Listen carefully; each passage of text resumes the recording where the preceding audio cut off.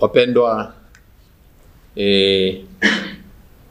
familia ya Mungu iliyoko Tanzania, sisi kama Secretariat ya Baraza la Maaskofu Katoliki Tanzania tunapenda kuwapa ujumbe unaogusa umma mzima kutokana na waraka fake au waraka usio sahihi uliosambazwa kwenye mitandao ya kijamii kuanzia jana tarehe 12 mwezi wa 10 mwaka 2025.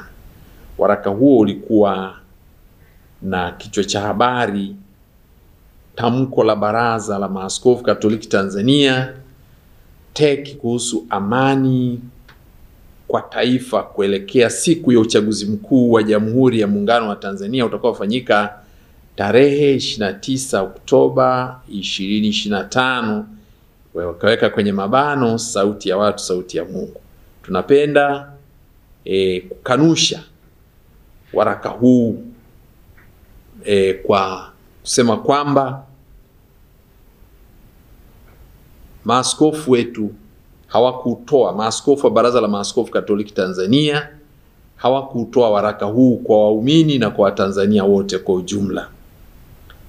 Baraza la Maaskofu Katoliki Tanzania halihusiki na hayo maudhui yaliyomo kwenye andiko hilo ambalo lina hicho kichwa cha habari: tamko la Baraza la Maaskofu Katoliki Tanzania TEC kuhusu amani kwa taifa kuelekea siku ya uchaguzi mkuu wa Jamhuri ya Muungano wa Tanzania utakaofanyika tarehe 29 Oktoba 25. Hii ni tabia mbaya ya kutumia taasisi ya maaskofu na hata kutumia sahihi ya askofu rais wa Baraza la Maaskofu Katoliki Tanzania kupitisha ujumbe ambao haujatokana na baraza. Na hivi tunasema ujumbe huu au waraka sio tamko la maaskofu, na tabia hii mbaya ikomeshwe na wenye mamlaka ya kukomesha wanaokiuka taratibu za taasisi zingine. Tunawataka wenye tabia hiyo wao wenyewe pia, kwa sababu ni binadamu wenye utashi, waache tabia hiyo mbaya, kwa sababu wamefanya jambo hili kwa makusudi. Na Baraza la Maaskofu limeagiza ujumbe huu ukanushwe, na hivi kuanzia leo, tangu jana ujumbe huu tunasema neno hili limezoeleka kwenye vyombo vya habari ni fake. Hata hizi signature niliyotumika hapa ni fake. Fake kwa sababu haikutolewa na maaskofu na wala maaskofu wa kumwagiza yote atoe hili tamko.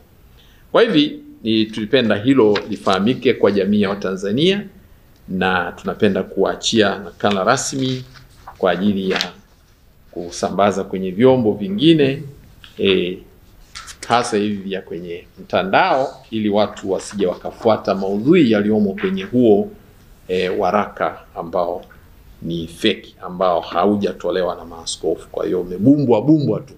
Kwa hiyo ningependa nitamke hilo na Watanzania wote wafikishiwe huo ujumbe.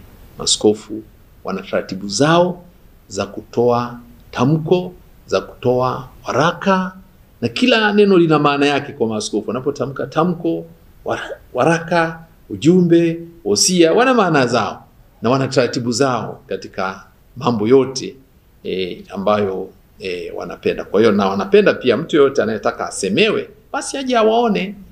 Yule aliyetaka kusema haya alikuwa na uhuru kabisa kwenda kwa paroko. Uzuri si tuko kila ziliko familia, tuko kule. Kuna jumuiya ndogo ndogo, naenda kwa mwenyekiti wa jumuiya, atakupeleka kwa paroko, paroko atakupeleka kwa askofu, askofu atakufikisha kwa rais wa Baraza la Maaskofu, au ndio wasemaji wakuu wa kanisa, kuanzia kwenye familia kwenda juu. Na hata mtoto unamwona kwanza mzazi wako, afu unaenda kwenye jumuiya, unapanda kwenda hivyo. Kwa hivyo hata kama na jambo unataka kulisema, pitia hizo taratibu, ujumbe wako utafika na mawazo yako, mapendekezo yako yatafika. Lakini usijichukulie mamlaka na kujifanya wewe ni Baraza la Maaskofu au wewe ni rais wa baraza, wakati sio. Asanteni na washukuru kwa kufika na kuchukua ujumbe huo. Tunaomba waraka ulivyoweka ukanushwe rasmi. Asante sana.